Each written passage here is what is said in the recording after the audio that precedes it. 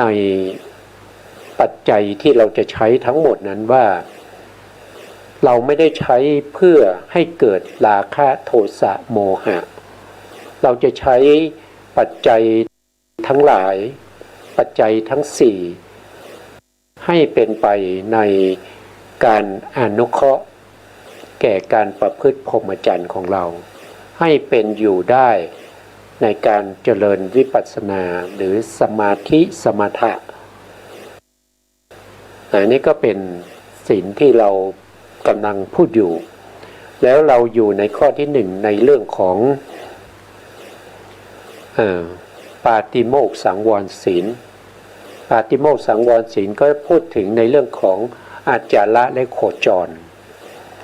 อาจาระก็คือกิริยามารยาท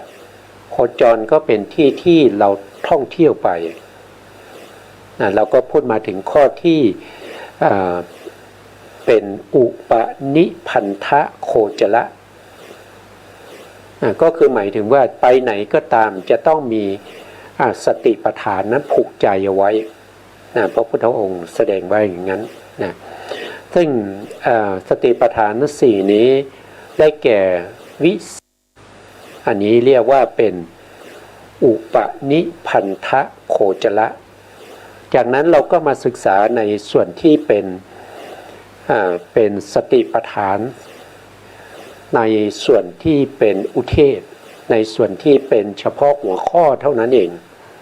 ให้เราคุ้นเคยว่าสติปัฏฐานมีสี่มีอะไรบ้าง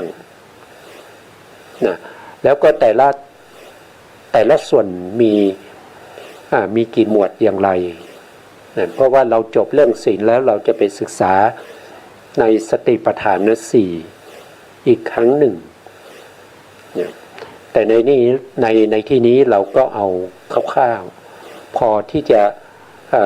รู้จักชื่อนะครับรู้จักสารบัญ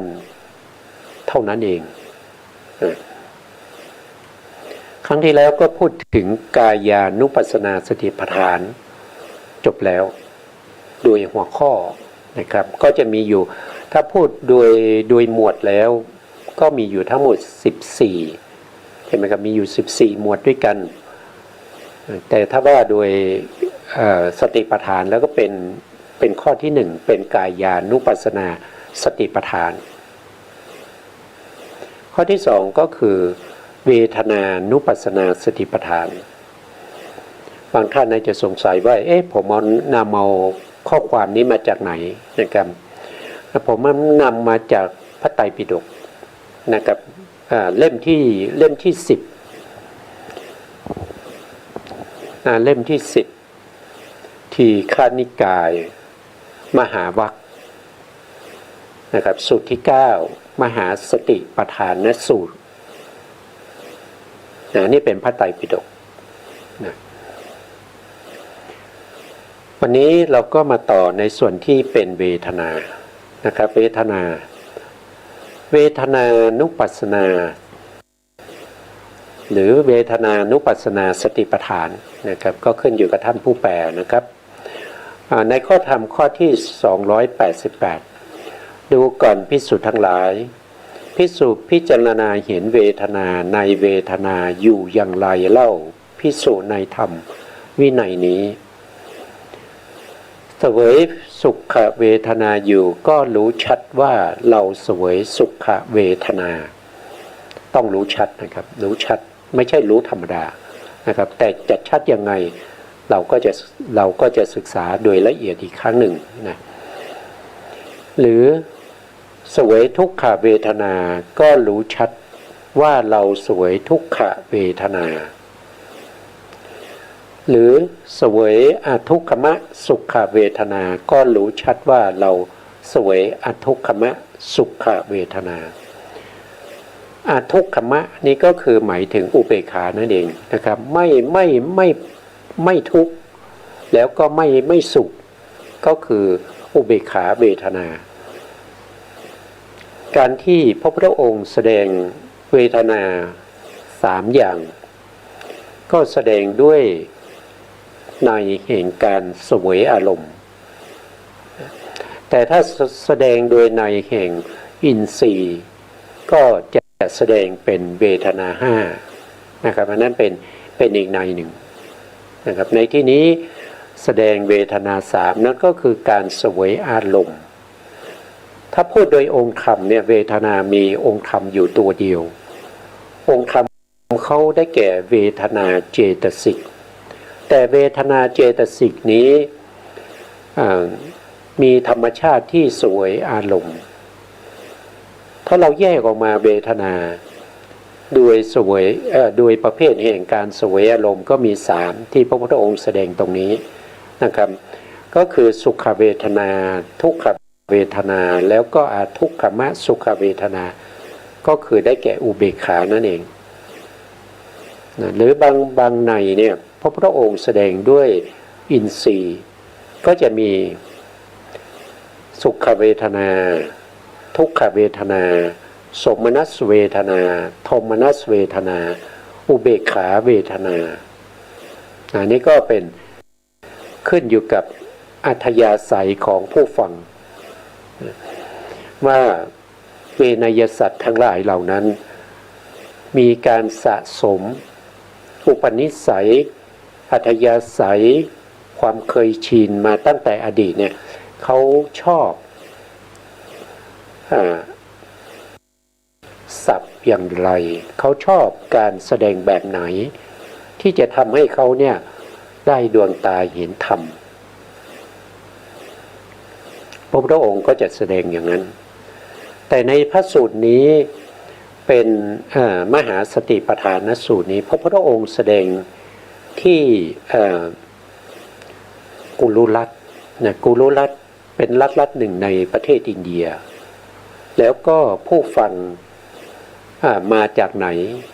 ก็เดิมทีบรรพบุรุษของคนเหล่านี้มาจากอุตรกุลุทวีปแล้วมาตั้งบ้านเรือนอยู่ในชมพูทวีปโดยมาอย่างไงล่ะก็มากับพระเจ้ามันทาตุราชซึ่งเป็นพระเจ้าจักรพรรดิที่มีจักรนะครับอาศัยจักรแล้วก็มาตอนนี้พระเจ้ามันทาตุราชนั้นก็คืออดีตชาติของพระพุทธเจ้าของเรานะครับยาวนานมากแล้วยาวนานมากแล้ว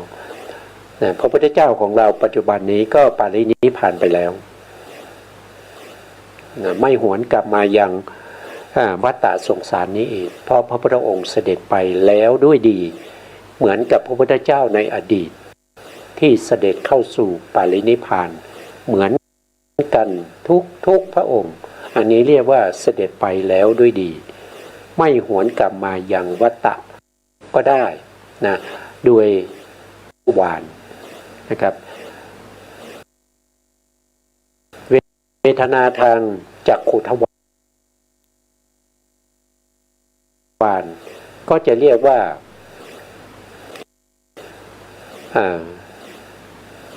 จักขุ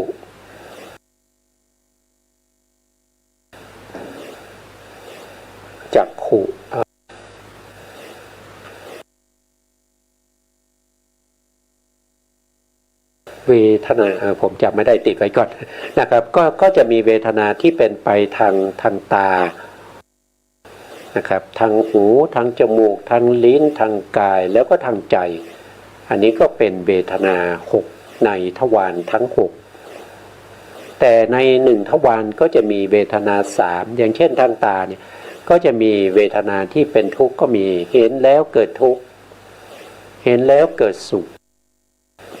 เห็นแล้วเกิดเฉยๆก็จะมี3นะครับเมื่อเอาเวทนา3คูณกับทวารนะ63ก็ได้เท่าไหร่18 18นะครับก็ได้เวทนา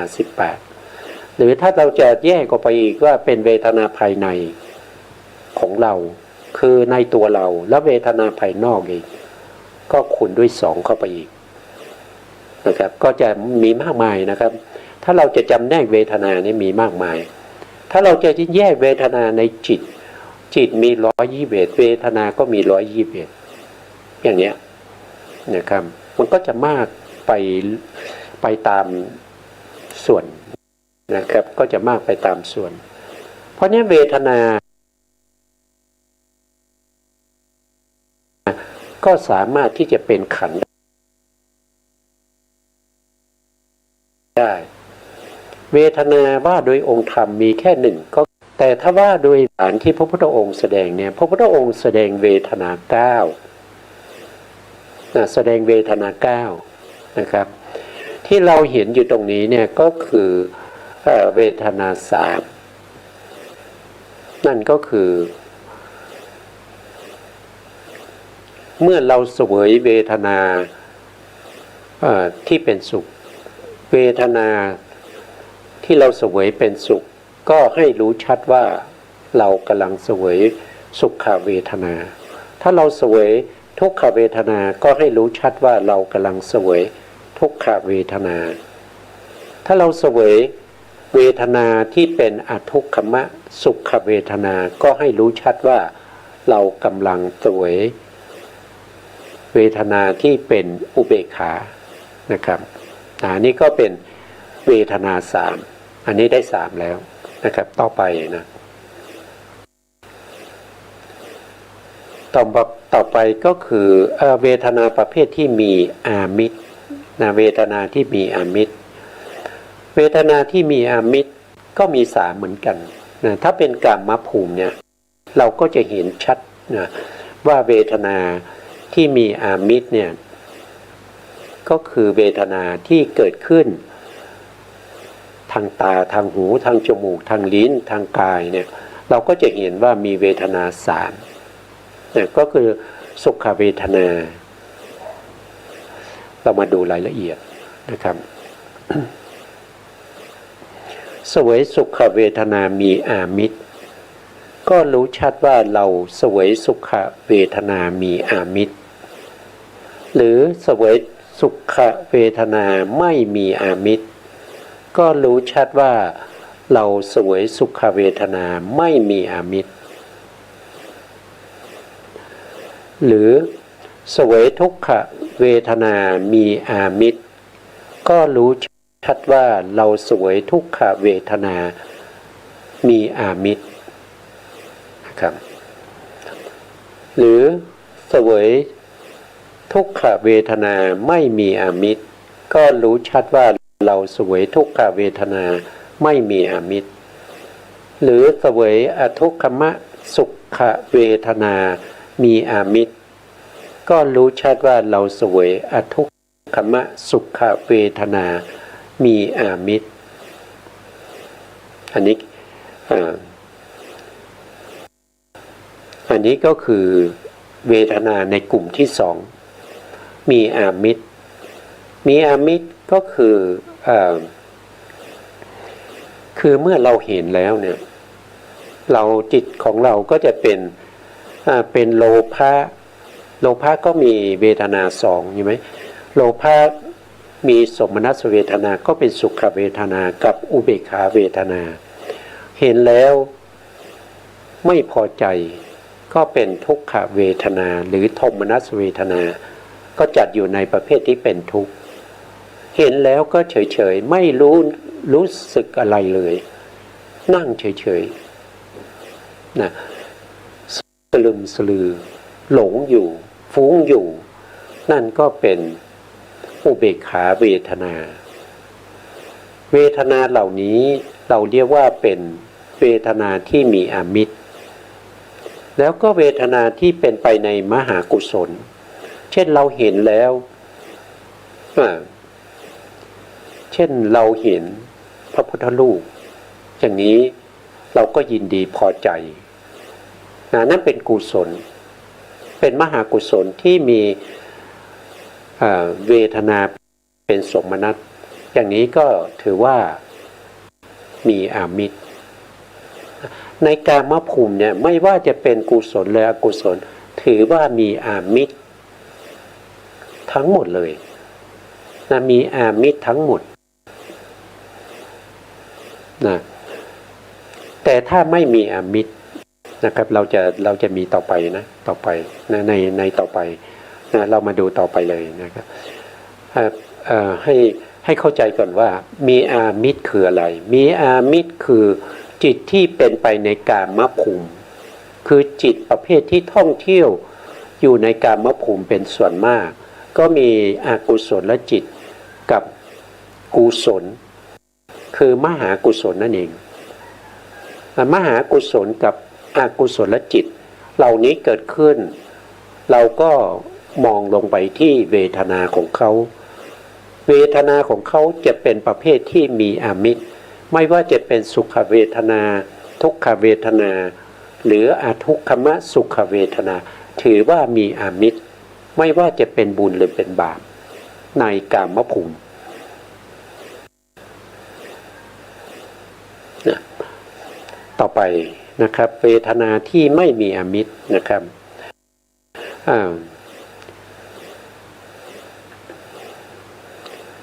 หรือนะครับหรือข้างบนจะไม่ตรงนี้นะเวทนานี่มีอามิตรไม่มีอามิตร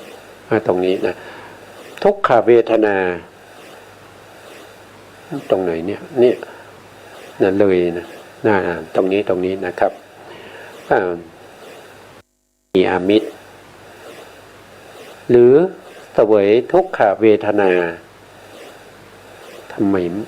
มมีอามิตรกับไม่มีอามิตรสลับกันนะครับเดี๋ยวดูนิดหนึ่งต้องตรงนี้นะครับเนี่ย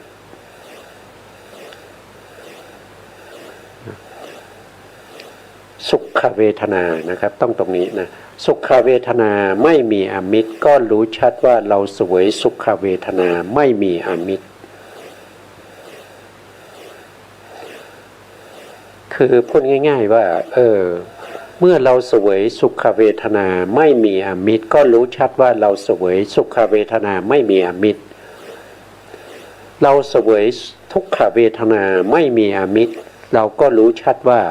เราเสวยทุกขเวทนาไม่มีอามิตรเราเสวยอทุกขมสุขเวทนาไม่มีอามิตรก็รู้ชัดว่าเราเสวยอทุกขมสุขเวทนาไม่มีอามิตรคำว่าไม่มีอามิตรในที่นี้นะครับก็หมายถึงว่าเวทนาที่เกิดในฌานจิตคือเวทนาที่เกิดในฌานจิตแล้วก็ฌานจิตเป็นอารมณ์ให้เกิดเวทนาที่เป็น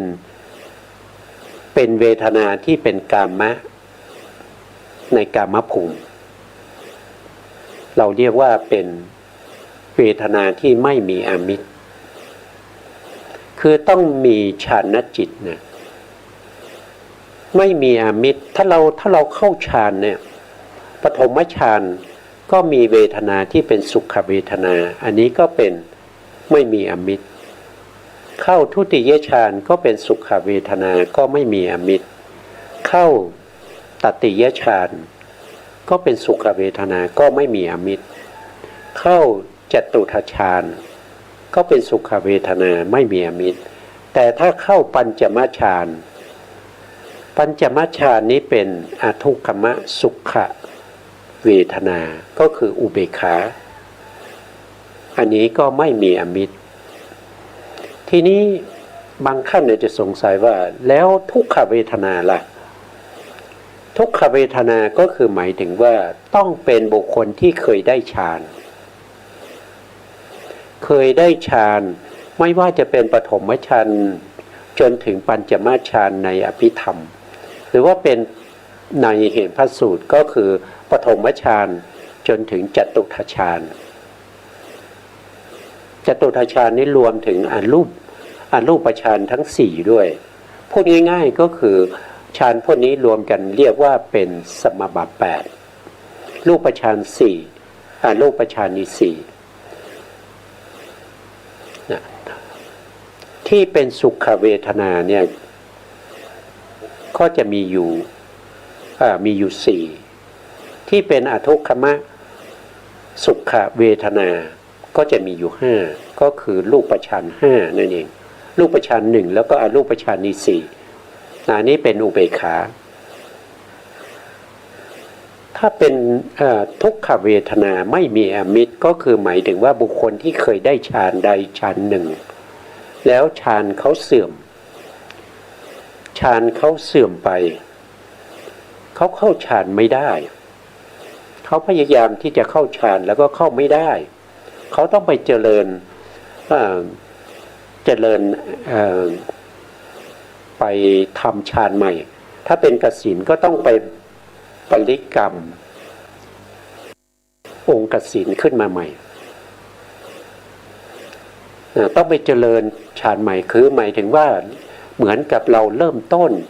เจริญสมถะเริ่มตั้งแต่คณิกะสมาธิมาจนถึงอุปจารสมาธิแล้วก็อัปปนาสมาธิอย่างเนี้ยคือต้องไปเริ่มใหม่เมื่อเขาระลึกถึงฌานแล้วเขาเข้าฌานไม่ได้เขาจะเกิดโทมนัสเกิดความเสียใจเกิดความทุกข์ที่มีอารมณ์เป็นอัปปนาฌานอย่างนี้เราจะเรียกว่าเป็นทุกข์ที่ไม่มีอมิตรทุกข์ที่ไม่มีอมิตรถ้าเป็นทุกข์ที่มีอมิตรจะต้องเป็นไปในกามคุณห้าคือเห็นแล้วดีใจเห็นแล้วดีใจได้ยินเสียงดีใจได้กลิ่นแล้วก็ดีใจได้รสแล้วก็ดีใจได้สัมผัสแล้วก็ดีใจนึกคิดถึงกามคุณห้าแล้วก็ดีใจอย่างนี้เป็นไปในเรื่องของมีอมิตรแต่ท่านระลึกถึงฌานแล้วก็เข้าฌานไม่ได้อย่างนี้เรียกว่าไม่มีอามิตรไม่มีอามิตรเพราะฉะนั้นสรุปแล้วก็เวทนาที่พระพุทธองค์แสดงมีอยู่9อย่างในสติปัฏฐานสูตรแต่ถ้าเรานับเป็นหมวดเรานับเป็นปัปพะเวทนาทั้ง9นี้ก็มีปัปพะเดียวนั่นก็คือเวทนาปัปพะไม่ใช่9นะครับไม่ใช่9มีแค่ข้อเดียวเท่านั้นเองหมวดแห่งเวทนาในสติปัฏฐานสี่แต่ถ้านับเวทนาที่แสดงในปัปพะเดียวคือเวทนาปัปพะมีอยู่9อย่างมีเวทนามี3เวทนาที่มีอมิตร3เวทนาที่ไม่มีอมิตรอีก3รวมเป็น9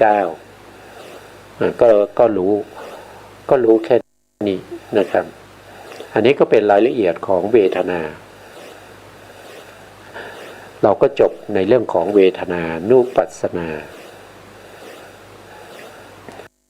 ต่อไปก็มาขึ้นในเรื่องของจิตตานุปัสสนานะครับดูก่อนภิกษุทั้งหลายภิกษุพิจารณาเห็นจิตในจิตอย่างไรเล่าภิกษุในธรรมวินัยนี้จิตมีราคะก็รู้ว่าจิตมีราคะไม่ได้แปลมานะครับคือจิตมีราคะก็รู้ชัดว่าจิตมีราคะจิตที่มีราคะเรารู้ได้ยังไงก็ต้องรู้ในขณะที่เขามีราคะในขณะที่จิตไม่มีราคะเราก็รู้จิตนั้นก็เป็นจิตที่ไม่มีราคะเพราะฉะนั้นในขณะที่ราคะเกิดในจิตหรือว่าจิตนั้นเป็นโลภะมูลจิต8ดวงใดดวงหนึ่งที่เกิดขึ้นในช่วงที่เป็นชวนะในวิถีไม่ว่าจะเป็นวิถีไหนก็ตามที่เกิดขึ้นแล้วก็ดับไปวิถีนั้นก็จะลงสู่ภวังคจิตแล้วก็วิถีใหม่เกิดขึ้นมาวิถีใหม่เกิดขึ้นมาก็ตามรู้ชวนะที่ดับไปในวิถีก่อนหน้านี้ว่าเป็นจิตที่มีราคะอย่างนี้นะครับ คือไม่ได้หมายความว่าในขณะที่จิตนั้นมีราคาแล้วก็รู้ว่ามีราคาเลยไม่ใช่คือชวนาจิตในวิถีใดวิถีหนึ่งเขาจะมีอารมณ์ของเขาเนี่ยเขาจะเป็น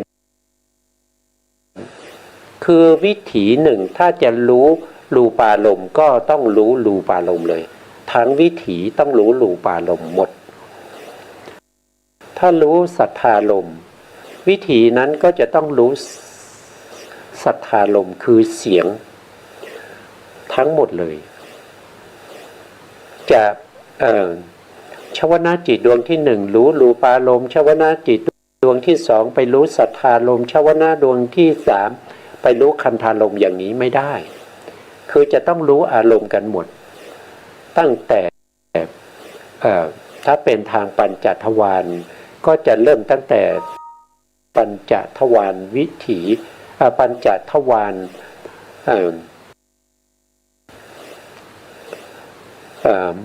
ปัญจทวารทำหน้าที่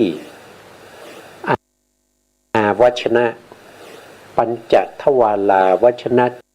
จิตทำหน้าที่อาวัชนะจะเป็นตัวที่รู้เห็น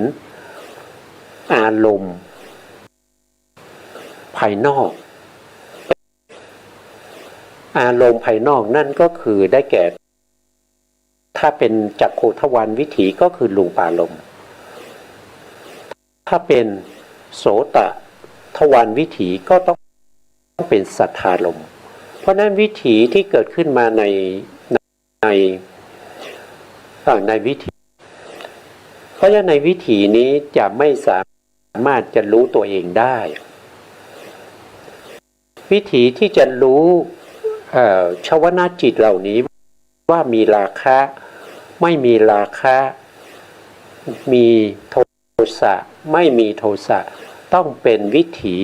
ที่เกิดทีหลังวิถีที่เกิดทีหลังถ้าใครไ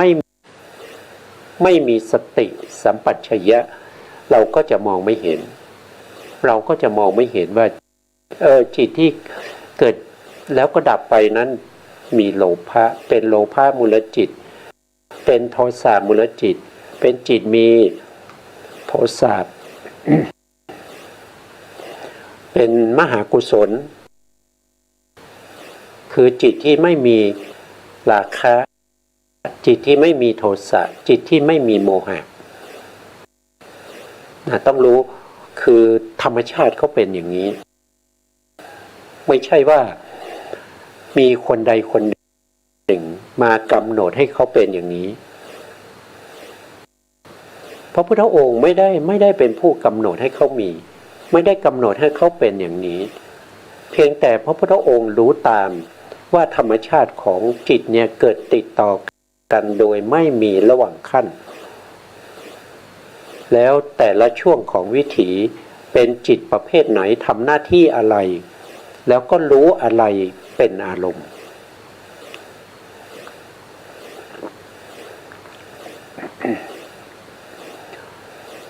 เป็นไปโดยธรรมชาติผมว่าเองหรือเปล่า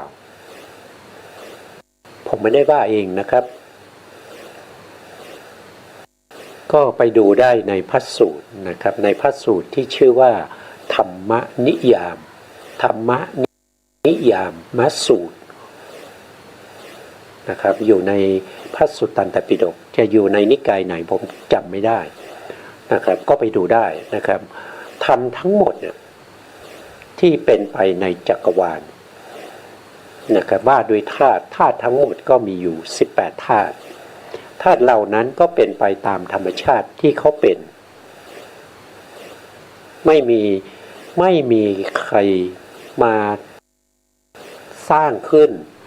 ไม่มีใครมากำหนดให้เขาเป็นไปตามที่ต้องการได้นี่ก็เป็นเรื่องที่เราน่าศึกษานะครับเป็นเรื่องน่าศึ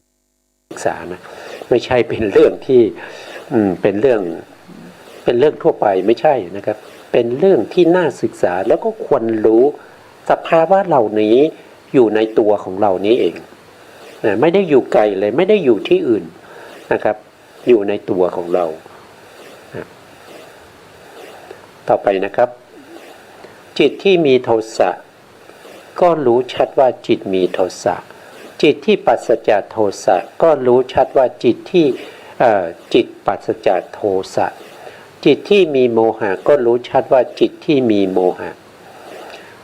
จิตปราศจากโมหะก็รู้ชัดว่าจิตปราศจากโมหะหู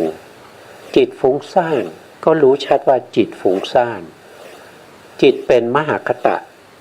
ก็รู้ชัดว่าจิตเป็นมหคตะหรือจิตไม่เป็นมหคตะก็รู้ชัดว่าจิตไม่เป็นมหคตะจิตมีจิตอื่นยิ่งกว่าก็รู้ชัดว่าจิตมีจิตอื่นยิ่งกว่าจิตไม่มีจิตอื่นยิ่งกว่าก็รู้ชัดว่าจิตไม่มีจิตอื่นยิ่งกว่าจิตเป็นสมาธิก็รู้ชัดว่าจิตเป็นสมาธิจิตไม่เป็นสมาธิก็รู้ชัดว่าจิตไม่เป็นสมาธิจิตหลุดพ้นก็รู้ชัดว่าจิตหลุดพ้นจิตไม่หลุดพ้นก็รู้ชัดว่าจิตไม่หลุดพ้นดังพรรณนามานี้ภิกษุย่อมพิจารณาเห็นจิตในจิตภายในบ้างพิจารณาเห็นจิตในจิตภายนอกบ้างพิจารณาเห็นจิตในจิตทั้งภายในและภายนอกพิจารณาเห็นจิตทั้งภายในและภายนอกพิจารณาเห็นธรรมคือความเกิดขึ้นของจิตพิจารณาเห็นธรรมคือความเสื่อมไปของจิตนี่เราพูดถึง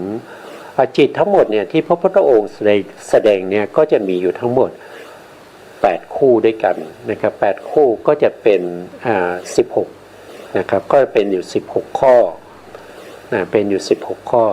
แต่ถ้านับโดยสติปัฏฐานแล้วก็ถือว่าเป็นปัปพะเดียวนะครับเป็นหมวดเดียวนั่นก็คือเป็นหมวดที่เรียกว่าจิตตานุปัสสนาได้แค่หมวดเดียวนะครับก็อันนี้ก็เป็นเรื่องของจิตตานุปัสสนานะครับมีที่ไหนที่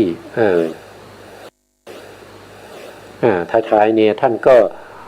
แสดงถึงความเกิดขึ้นและก็ความดับไปของจิตนะก็ต้องรู้ด้วยนะครับว่าเห็นธรรมคือความเกิดขึ้นของจิตบ้างพิจารณาเห็นธรรมคือความเสื่อมในจิตบ้างคือสติปัฏฐานเนี่ยไม่ว่าจะเป็นกายานุปัสสนาสติปัฏฐานมีถึง14ปัปพะไม่ว่าจะเป็นเวทนานุปัสสนาสติปัฏฐานมี1ปัปพะไม่ว่าจะเป็นจิตตานุปัสสนาสติปัฏฐานมี1ปัปพะที่เราผ่านมาตรงนี้ก็ต้องพิจารณาให้เห็นถึงความเกิดขึ้นแล้วก็ความดับไปถ้าเราไม่เห็นถึงความเกิดขึ้นแล้วความดับไปเนี่ยเราไม่สามารถที่จะเข้าถึงวิปัสสนาญาณได้เห็นในที่นี้ไม่ใช่เห็นด้วยการรู้เห็นคือฟังมาไม่ใช่เห็นด้วยเขาบอกเขาเล่าให้ฟังไม่ใช่เห็นด้วยนึกคิดเอาเองคือต้องเห็นด้วยการประจักษ์เห็นด้วยการเห็นด้วยลักษณะอาการของเขาที่กำลังเกิดขึ้นลักษณะอาการของเขาที่กำลังดับไป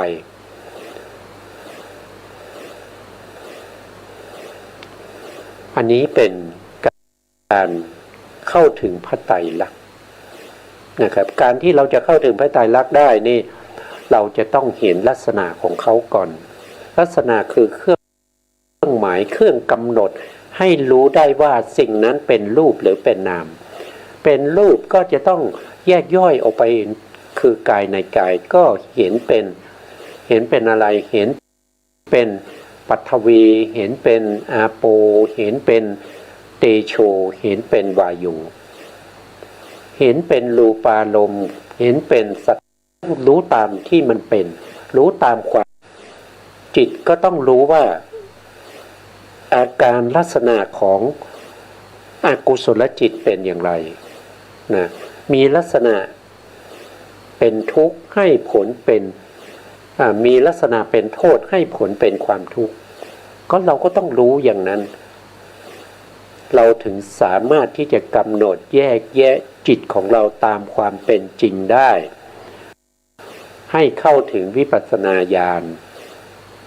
วิปัสสนาญาณเราจะนับเฉพาะญาณที่มีพระไตรลักษณ์เป็นอารมณ์นามรูปปริเฉทญาณเนี่ยเรายังไม่นับเข้าเป็นวิปัสสนาญาณโดยตรงนะโดยตรงเนี่ยเขาไม่นับนะปัจจยปริฆหญาณญาณที่สองก็ไม่นับเป็นวิปัสสนาญาณโดยตรงแต่อนุโลมโดยการสงเคราะห์ก็เรียกได้เพราะวิปัสสนาญาณจะต้องมีพระไตรลักษณ์เป็นอารมณ์นั่นคือญาณที่สามเป็นต้นไปคือสัมมัสสนญาณสัมมัสสนญาณไปจนถึงอนุโลมญาณไปจนถึงอนุโลมญาณโคตภูญาณก็ไม่เรียกว่าวิปัสสนาเพราะโคตภูญาณมีนิพพานเป็นอารมณ์มรรคญาณผลญาณปัจเจเวคขณญาณพวกนี้ไม่ได้เรียกว่าวิปัสสนาโดยตรงเพราะมีอารมณ์เฉพาะของเขา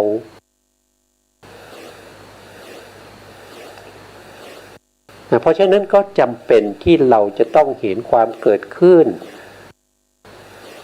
ของ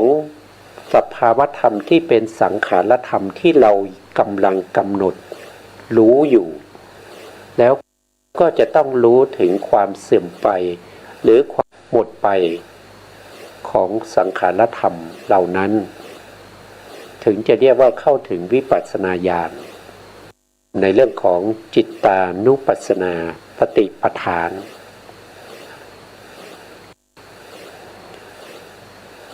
ต่อไปนะครับก็เป็นธรรมานุปัสสนาสติปัฏฐานประภาคที่หนึ่งเราเรียกว่านิวรณ์นะครับ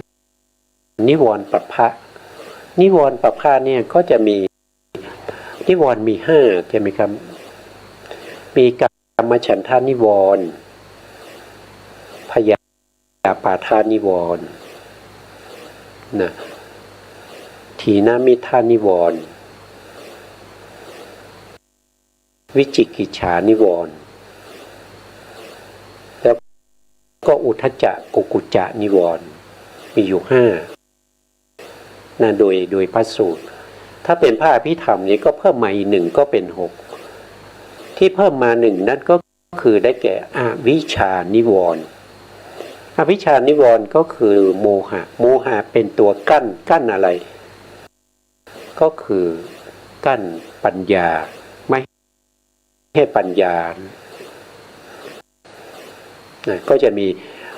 เราศึกษาพระสูตรก็จะมีนิวรณ์ห้านะครับนิวรณ์มีอยู่ห้าเรามาศึกษานะครับดูก่อนภิกษุทั้งหลายภิกษุพิจารณาเห็นธรรมในธรรมอยู่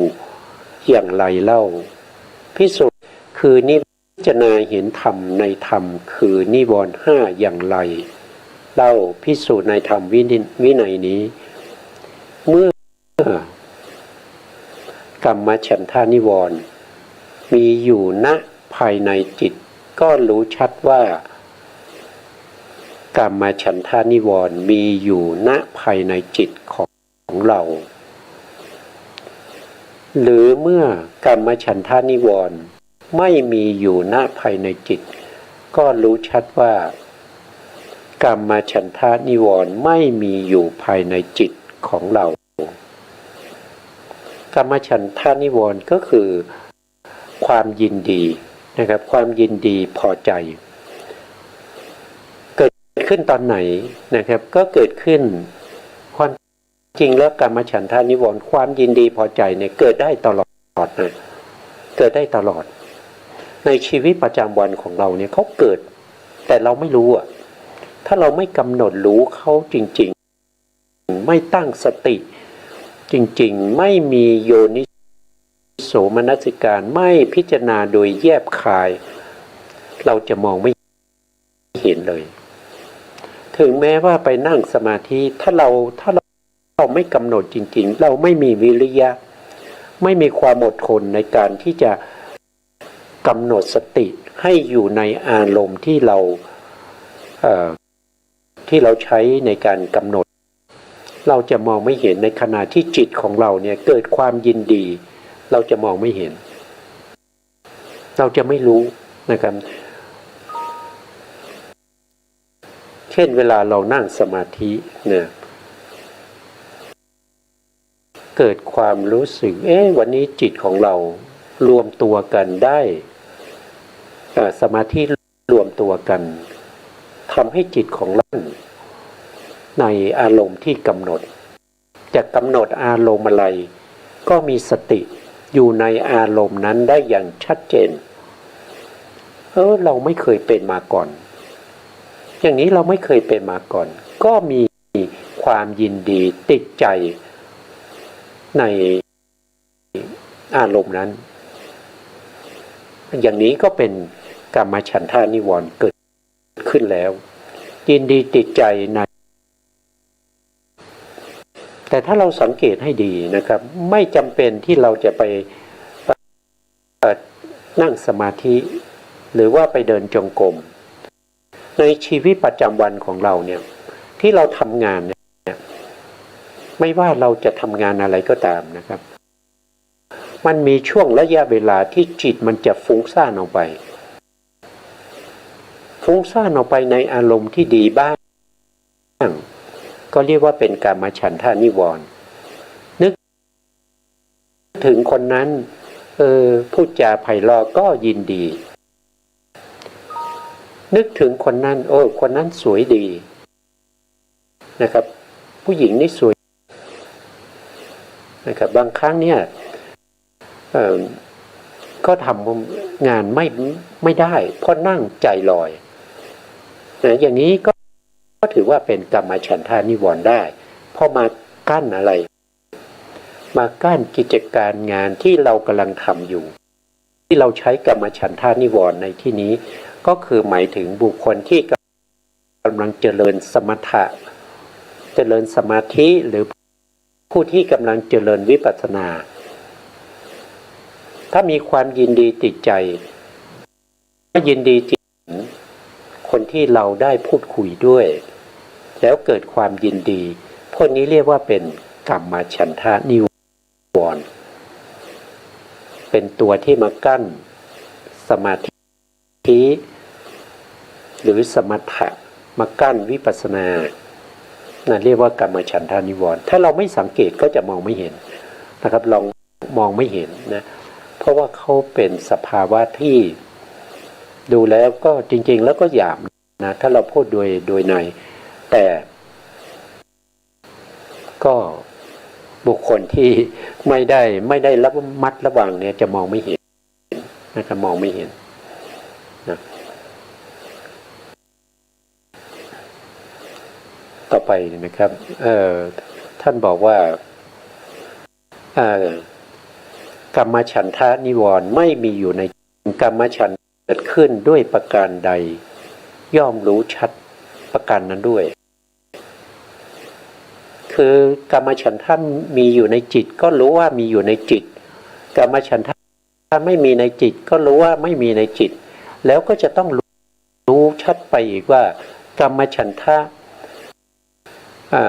ไม่เกิดขึ้นด้วยประการใดก็รู้ชัดในประการนั้นก็คือรู้ชัดว่าที่มันกามฉันทะเนี่ยความยินดีพอใจเนี่ยไม่เกิดขึ้นก็รู้ชัดว่าเพราะอะไรก็เพราะว่าเรามีวิริยะมีสติในการที่กำหนดรู้ ถึงอารมณ์ที่เรากำลังในสมถะหรือวิปัสสนาก็ตามทีเรากำลังกำหนดอานาปานสติกำหนดถึงลมกระทบที่โพรงจมูกอยู่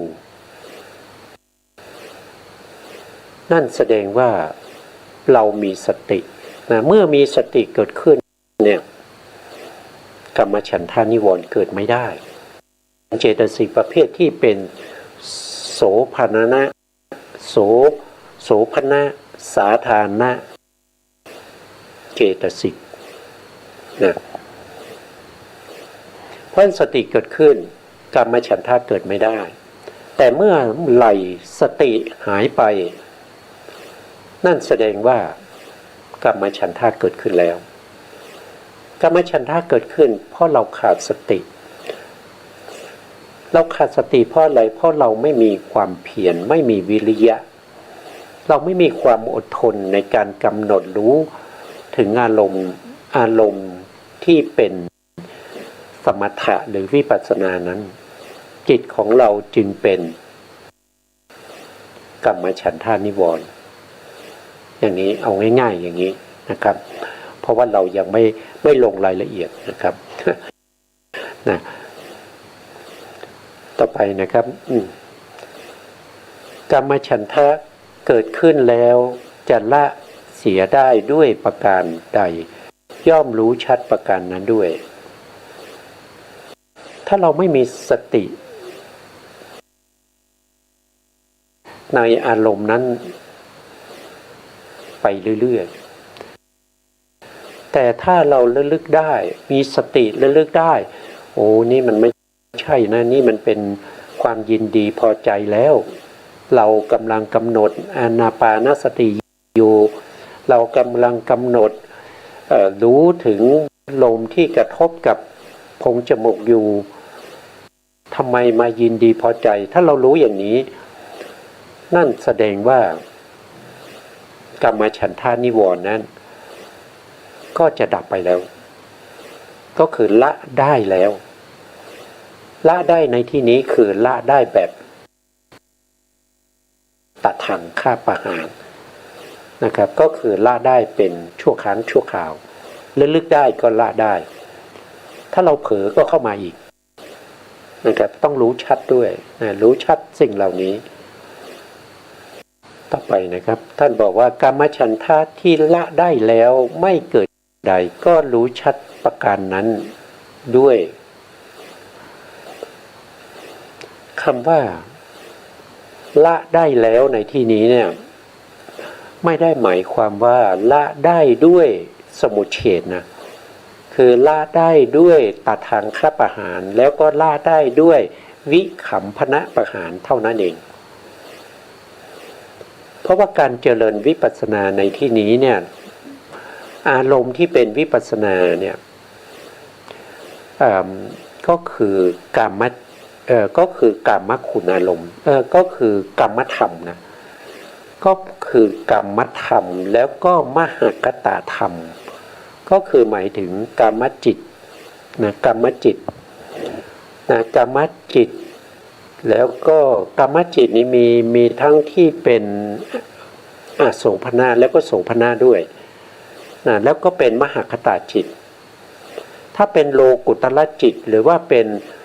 ผลเป็นมรรคจิตเป็นผลจิตนี้เป็นนิพพานเหล่านี้เขาไม่ได้เป็นอารมณ์ของวิปัสสนาเขาไม่ได้เป็นอารมณ์ของวิปัสสนาเพราะฉะนั้นจะเอามรรคจิตผลจิตหรือว่านิพพานเนี่ยมากำหนดในจิตตานุปัสสนาสติปัฏฐานกำหนดถึงมรรคจิตว่ามรรคจิตนี้ละกรรมฉันทะได้แล้วอย่างนี้ไม่ได้นะอย่างนี้ไม่ได้เพราะว่ามรรคจิตผลจิตและนิพพานไม่ได้เป็นอารมณ์ของวิปัสสนากรรมฉันทะที่ละได้ก็คือหมายถึงว่าในขณะนั้นจิตของเราเป็นมหากุศลหรือว่าจิตของเราในขณะนั้นเป็นมหากตะก็คือเป็นปฐมฌานทุติยฌานตติยฌานจตุตฌาน ตามในเห็นพระสูตรถ้าว่าด้วยกันละประทางฆ่าประหารนั่นก็คือหมายถึงมหากุศลเกิดขึ้นในจิตของเราถ้าว่าโดยวิคัมภนประหารนั่นก็แสดงว่าเราสามารถเข้าฌานปฐมฌานทุติยฌานตติยฌานจตุตถฌานในขณะนั้นข่มไว้ด้วยวิคัมภนประหารแต่กามฉันทานิวรณ์ยังมีอยู่นะครับยังนอนเนื่องอยู่ในอนุสัยยังละไม่ได้ยังละไม่ได้แต่ไม่ปรากฏไม่แสดงตัวออกมายังมีอยู่นะครับไม่แสดงตัวเป็นปริยุทธานากิเลสหรือวีติกามกิเลสให้เรารู้แต่เขามีอยู่ในขันธสันดานเรียกว่าเป็นอนุสัยนั่นก็คือกามฉันก็คืออะไรอนุสัยทั้ง7นะกามาราคานุสัยนะครับก็เป็นกามาราคานุสัยนะถ้ายังติดใจในเรื่องของฌานก็จะเรียกว่าเป็นภาวะราคานุสัยอันนี้เป็นอนุสัยนะอนุสัยเนี่ยพวกเรารู้ไม่ได้แม้กระทั่งพระอรหันต์ยังรู้ไม่ได้นะยังรู้ไม่ได้มีผู้รู้อยู่เพียงท่านเดียวนั่นคือพระสัมมาสัมพุทธเจ้าเท่านั้นนะครับแต่ที่เราศึกษาได้เรารู้โดยอุปมาอุปไมยก็คือว่าเรายังละไม่ได้ไงเรายังเป็นปุถุชนอยู่เรายังละไม่ได้นั่นแสดงว่าเรามีอยู่ด้วยการอุปมานะผู้ที่รู้คือพระสัมมาสัมพุทธเจ้าแต่เพียงพระองค์เดียวนะอันนี้เป็นอนุสัยที่ละเอียดมากนะครับละเอียดมากนะอันนี้คือเราต้องรู้ทั้งว่าเกิดขึ้นแล้วก็ไม่เกิดขึ้นรู้ว่าเขาเกิดขึ้นได้อย่างไรแล้วรู้ว่าเขาดับไปได้อย่างไรอันนี้เป็นเรื่องของจิตตานุปัสสนาสติปัฏฐานนะครับวันนี้เวลาเราหมดนะครับสุดท้ายนี้ขอกราบขอบพระคุณพระครูสมุทรวิสุวัฒน์วรกิจโจผู้อำนวยการสถานีวิทยุเพื่อการศึกษาพระพุทธศาสนาและวัฒนธรรม FM 104.5 เมกะเฮิรตซ์วัดฝ่ายหินจังหวัดเชียงใหม่และขอกราบขอบพระคุณพระครูปริยัติยานุศาสตร์ขอบคุณท่านผู้ฟังและผู้ชมทุกท่านที่ติดตามในรายการพระไตรปิฎกลอยฟ้าพบกันใหม่ในโอกาสต่อไปครับวันนี้ลาไปก่อนครับสวัสดีครับโลหิยธรรมโลกุตรธรรมจุดเชื่อมที่นำเจริญสมาธิใจโอตระบูญาณเชี่ยวชาญมั่นคงสดใสปัจจักตังใช้อธิบายถ่ายทอดให้เห็นโอตระบูญาณสิ่งที่พระองค์ทรงรู้แต่ไอสไตล์ไม่รู้เหมือนมองไม่เป็นวิทยาศาสตร์ไม่อาจพิสูจน์ทรงเห็นเพราะอยู่ในญาณชั้นสูงรู้แจ้งแจ่มชัดการเปลี่ยนแปลงยิ่งนักกฎทางไตรลักษณ์ชักนำใจปรับปรุงกาย